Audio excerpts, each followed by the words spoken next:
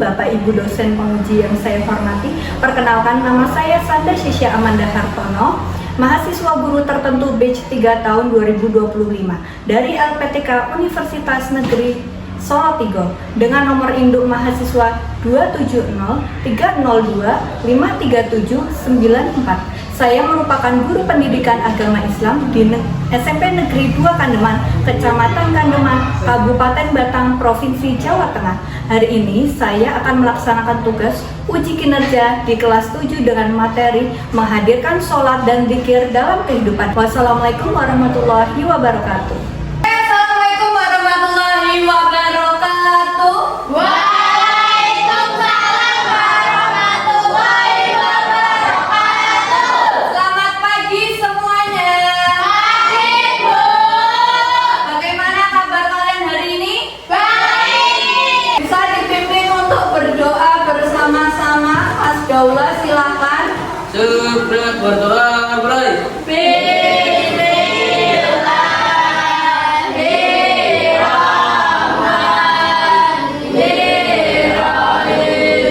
Saya akan mengabsen. Hadir semua atau tidak? Tidak. Oke, yang tidak hanya satu anak ya. Iya. Ya. Adik si Pamungkas, Ahmad Nurzaini.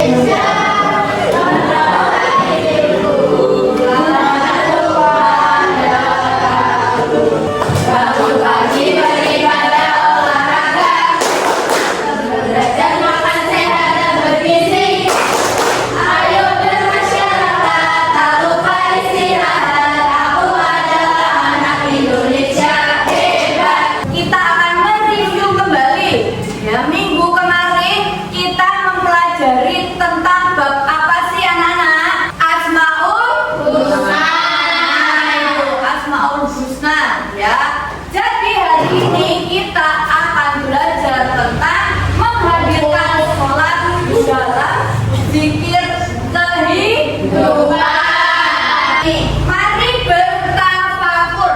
Ada yang tahu arti dari bertafakur itu apa? Yaitu kita wajib memahami ya isi kandungan dari sebuah materi yang ditampilkan. Nah, nih coba dibaca ya dan dilihat. Kalian tentu sudah tahu bahwasannya agama merupakan fondasi hidup manusia sehari-hari. Dalam Islam, sholat merupakan tiang agama.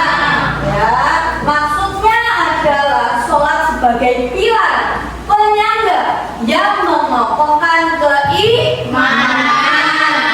Nah, adapun juga zikir. Zikir dimaknai dengan menyebut atau mengingat Allah. Ya, oleh karena itu zikir dapat menenangkan hati.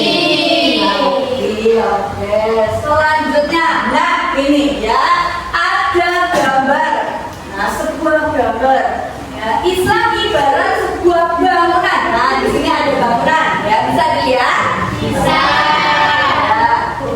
Yang nomor 1, syahadat. Apa itu syahadat di dalam bangunan?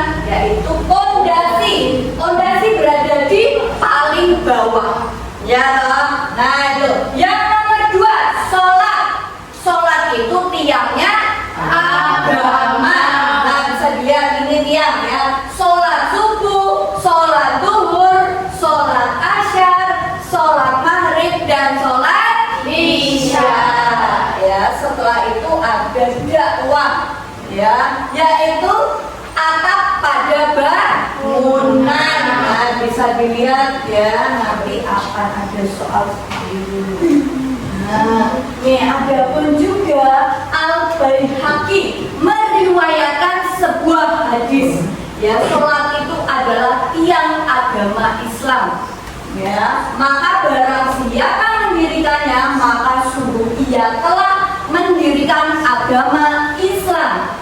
Ya, dan barang siapa yang meninggalkannya, maka sungguh ia telah merobohkan agama Islam.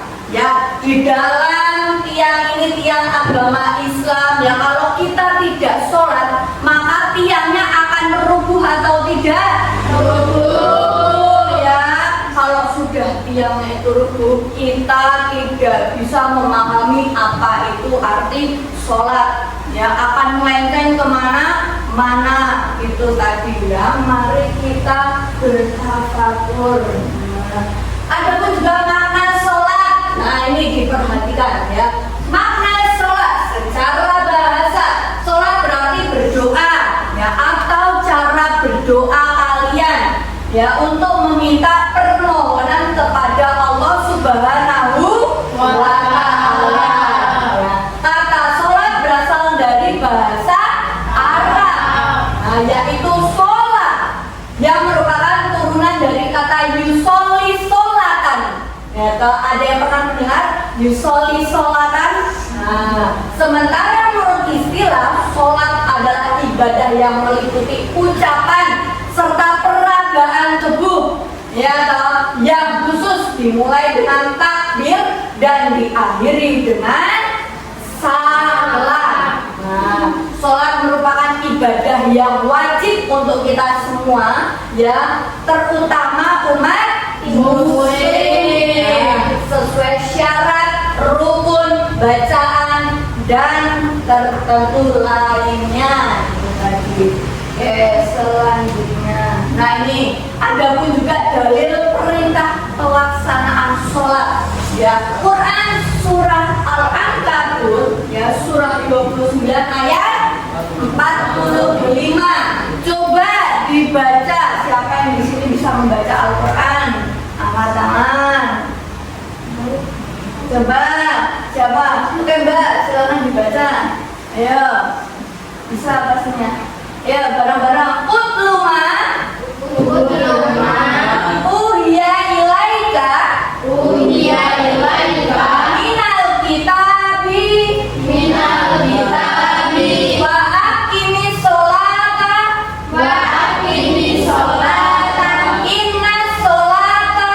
inna sholata tanha anil fahsyai wal munkar wal dzikrullahi akbarallahu ya'lamu ma tansunun. Oke, itu tadi Quran surah Al-Ankabut ya. Nah, itu sudah kalian cermati. Nah, ini artinya bacalah kitab. Kitab kita sebagai umat muslim itu kitab apa sih anak-anak? Al-Quran. Kitab Al-Quran yang telah diwahyukan kepada Nabi Muhammad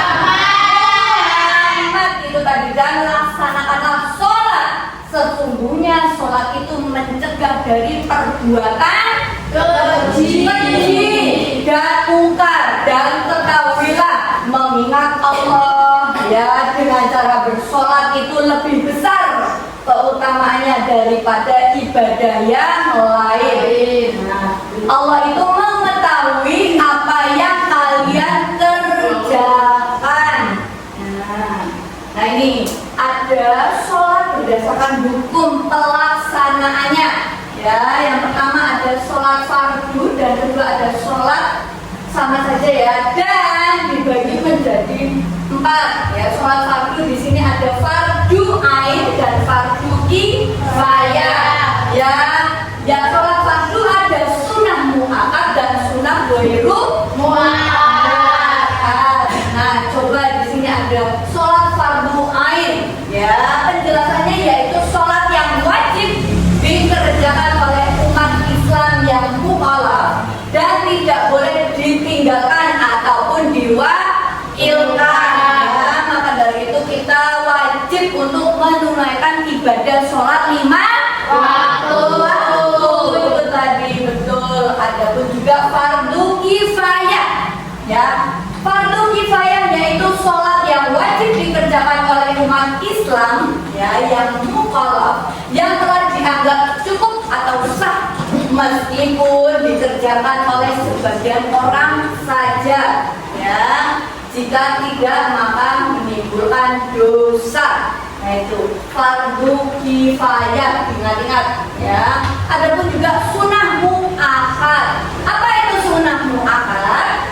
Sunnah muakkad yaitu sholat sunnah yang dikuatkan atau sholat sunnah yang selalu dikerjakan Rasulullah Shallallahu Alaihi Wasallam dan jarang ditinggalkannya.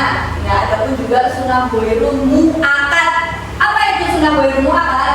Sholat sunnah yang tidak dikuatkan atau kadang dikerjakan Rasulullah ya, dan kadang tidak dikerjakan oleh beliau gitu ya. Pengertian dari sunnah dan fardu ain. Nah ini ada pun juga sholat dapat mencegah dari perbuatan keji dan mungkar ya, perbuatan yang tercela ya, yang paling baik yang tidak baik ya.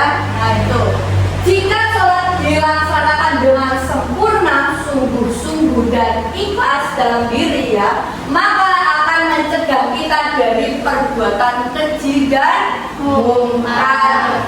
Nah, seseorang yang selalu melaksanakan sholat akan tumbuh rasa takut berbuat dosa ya, selalu dielingke. Nah itu baik dosa kepada Allah, dosa kepada orang tua, dosa kepada orang lain, maupun dosa terhadap diri sendiri. Nah ini ada pun juga makna zikir ya. Arti zikir menurut bahasa adalah ingat ya, mengingat. Sedangkan menurut istilah zikir diartikan dengan mengingat Allah. Kita diperintahkan untuk selalu berzikir kepadanya. Kepada siapa? Allah. Itu tadi dengan mengagungkan kekuasaan dan kebesarannya agar terhindar dari kesombongan. Itu tadi sendiri, betul. Nah ini ada pun juga dalil perintah berzikir ya. Pada Quran surah Al-Ahzab surah berapa? Berapa? 41 atau 33?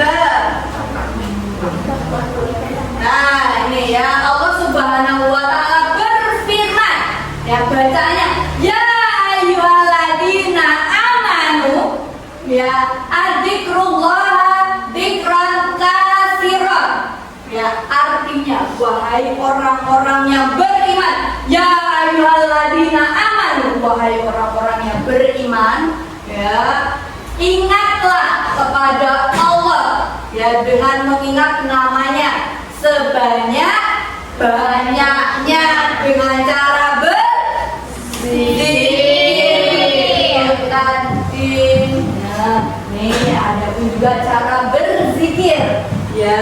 Yang pertama zikir dengan hati, yaitu dengan cara bertafakur, mengingat lebih dalam ya, dan merenungkan ciptaan Allah sehingga timbul dalam pikiran bahwa Allah Subhanahu wa ta'ala itu adalah zat yang maha kuasa, yang maha esa. Arti esa apa? Ada yang tahu? Tunggal, tidak ada yang lain selain Allah. Boleh zikir dengan ucapan, yaitu ucapan lafal-lafal yang di dalamnya terdapat keagungan namanya. Contohnya adalah tahmid, tasbih, tahlil, serta takbir ya, dan juga membaca Al-Quran dan sholawat. Nah, yang terakhir mentaati perintahnya dan menjauhi larangannya ya, merupakan zikir dengan perbuatan.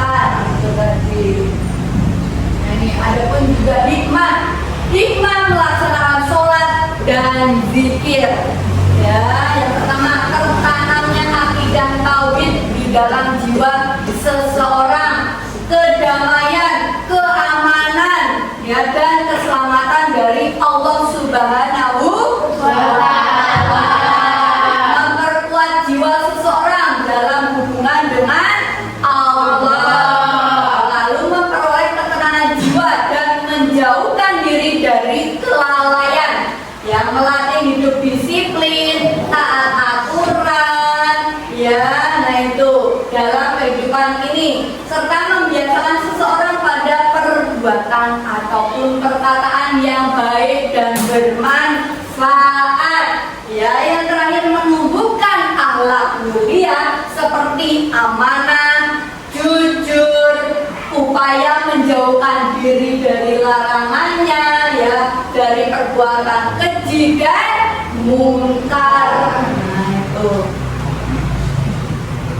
Lalu ada pun juga mengamalkan sholat 5 waktu dan zikir secara istiqomah. Ya, yang pertama menyadari bahwa sholat dan zikir untuk mendekatkan diri kepada Allah Subhanahu wa Ta'ala, memahami manfaat sholat dalam kehidupan. Ya, tahu kita akan kembali ke akhirat. Jangan menunda sholat dan malas berzikir. Niatnya yang tulus, yang ikhlas, ya toh. Lakukan sholat berjamaah, berteman dengan orang yang rajin dalam sholat, ya, dalam beribadah, serta banyak membaca buku keislaman. Nah, itu, ya. Oke, terima kasih, semoga bermanfaat. Syukron kasiran. Nah, ini ya materi-materi yang saya terangkan kepada kalian. Saya menyatakan silahkan bisa dikerjakan, ya.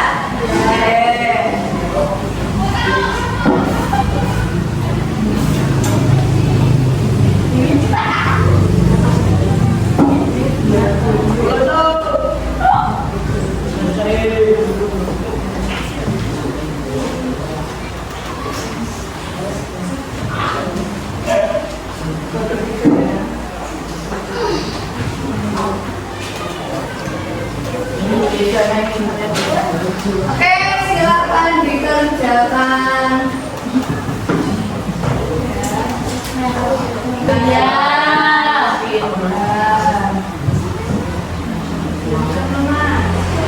Nomor berarti belum tentu.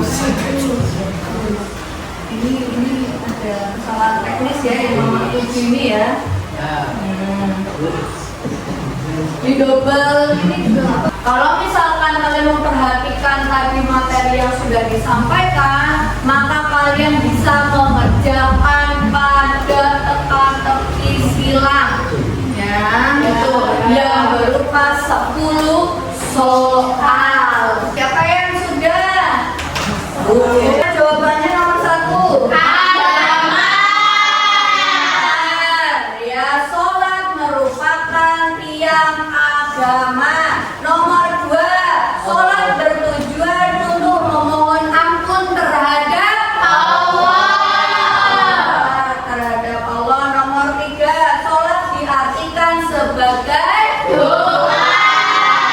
Nah, nomor 4, syarat wajib sholat yaitu orang yang berislam. Nah, nomor 5, dalil perintah dalam berzikir Quran surat Al-Asr. Cukup sekian pada pembelajaran hari ini, semoga bermanfaat ya untuk kita semua. Oke, saya akhiri. Wassalamualaikum warahmatullahi wabarakatuh.